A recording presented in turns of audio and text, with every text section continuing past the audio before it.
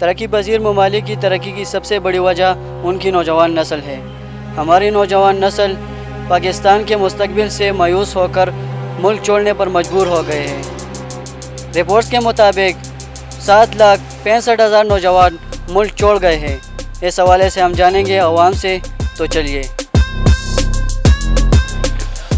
جی بالکل ایسے ہی ہے، ہمارے ملک میں مایوسی پائی جاتی ہے ہر طبقہ فکر میں، اور بالخصوص نوجوان اپنے بہتر مستقبل کی تلاش میں اب ملک چھوڑنے پہ مجبور ہیں۔ ملک میں جو کرپشن کا یہ عودم مچا رکھا ہے سیاستدانوں نے اور سب نے مل جل کے، تو اس سے جو ہے وہ بہت گمبھیر سی صورتحال پیدا ہو گئی ہے، اور حتیٰ کہ ملکی سلامتی جو ہے وہ انہوں نے خطرے میں ڈال دی ہے۔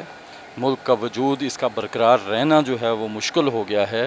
اب ہم عدلیہ کی طرف دیکھ رہے ہیں، لیکن عدلیہ بھی بازگشت چل رہی ہے، کہیں سے مینیج ہو رہی ہے، نیوٹرلز کا کیا رول ہے، ججز کا کیا رول ہے، یہی بچہ جوان ہر طبقہ فکر اور مطلب ہر سٹیج کے جتنے بھی یہاں کے سٹیزن ہیں، وہ صبح سے شام تک یہی باتیں سن رہے ہوتے ہیں کہ نیوٹرل کیا کر رہے ہیں، ججز کیا کر رہے ہیں، ادھر کرپشن ہو گئی ہے، ادھر کرپشن ہو گئی ہے، ڈاکو آ کے اسمبلیوں میں بیٹھ گئے ہیں، اور یقیناً اسمبلیوں نے انہوں نے اپنی پروٹیکشن کے لیے، اپنے کیسز معاف کروانے کے لیے لیجسلیشن کی ہے، جو بعد میں سپریم کورٹ نے بھی اسے اپنا ڈیسیژن دے دیا ہے۔ تو اس صورتحال میں ارباب اختیار کو ہوش کے ناخن لینے چاہیے۔ یہ ملک ایسے آگے نہیں چل سکتا۔ اگر اس کی سلامتی چاہتے ہیں تو جو ذمہ دار ہیں، بالخصوص ہم افواج پاکستان اور باقی جو ذمہ داران ہیں، وہ اب ایکشن لیں۔ کب لیں گے؟ جب ملک نہیں رہے گا تب لیں گے۔ اب ہیں تو حالات کنٹرول کریں، ان کی ذمہ داری ہے۔ اصل میں ہمارے ملک کے حالات بہت خراب ہیں، ہر بندہ بہت تنگ ہے مہنگائی کی وجہ سے۔ یہاں پہ حکومت دکھاتی کچھ اور ہے، کرتی کچھ اور ہے، جو ہے جیسے سب سے زیادہ جو غریب طبقہ ہے وہ غریب سے غریب ہوتا جا رہا ہے، اور جو امیر طبقہ ہے وہ امیر سے امیر تر ہوتا جا رہا ہے۔ کسی غریب بندے کو کسی قسم کی کوئی سہولت نہیں ہے۔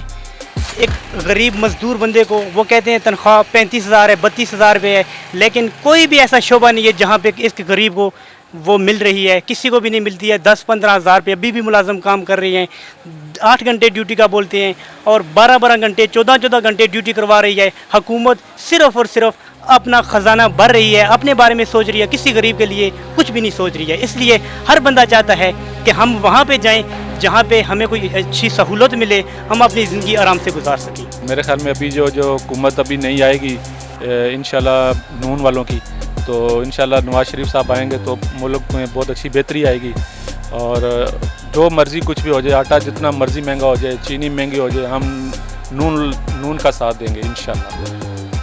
نواز شریف کے حوالے سے کیا کہا جا رہا ہے کہ ان کی جو ایکٹ تھی وہ ختم ہو گئی، کیا وہ دوبارہ ہوگا؟ جو انہوں نے بل منظور کیا تھا کہ نواز شریف آئے گا، اس حوالے سے آپ کیا کہیں گے؟ نواز شریف ضرور آئے گا، بل سارے ختم ہو جائیں گے انشاءاللہ، اور وہ سرخ روح ہو جائیں گے، اور ہم نواز شریف کا ساتھ دیں گے۔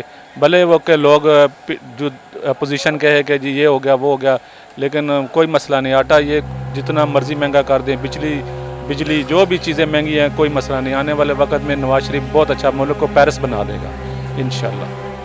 لیکن بھائی سب سے پہلے تو رول آف لا ہے، جو کہ مجھے نظر نہیں آ رہا۔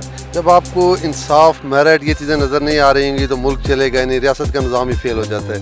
بلکہ میں یہ کہوں گا کہ لفظ ریاست اور گورنمنٹ ہمیں یوز ہی نہیں کرنا چاہیے، کیونکہ یہاں پہ کچھ ہے ہی نہیں، بس بیسک لوگوں کو حقوق ہی نہیں مل رہے، ان کے رائٹس ہی نہیں ہے۔ بچے تعلیم حاصل کرتے ہیں، یونیورسٹی میں جاتے ہیں، ان کے پیرنٹس اخراجات کرتے ہیں، لیکن وہ جب مایوس ہو کے بیٹھتے ہیں تو ان کو اگر کسی کے پاس چلو اگر کچھ ہو گیا 8-10 لاکھ روپے پڑا بھی ہے، وہ کاروبار کی طرف جائے گا تو اس کو پتہ ہے نا 85% جو ہے نا کاروبار فلاپ ہونے کے چانسز ہیں، 15% جو ہے نا وہ اس میں گین کر سکتا ہے۔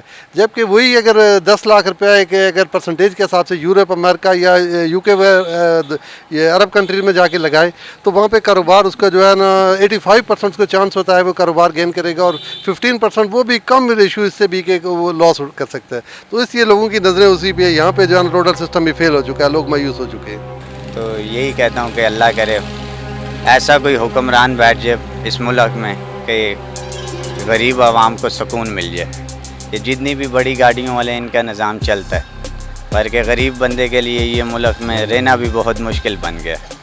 تو اللہ پاک یہی ہماری دعا ہے کہ اللہ پاک یہ ملک کے حالات اچھے کرے۔ आवाम का कहना है कि नौजवान तबका महंगाई और बेरोज़गारी की वजह से मुल्क छोड़कर जा रहे हैं। ये थी अवामी राय, हमें दीजिए इजाज़त, अल्लाह हाफिज़।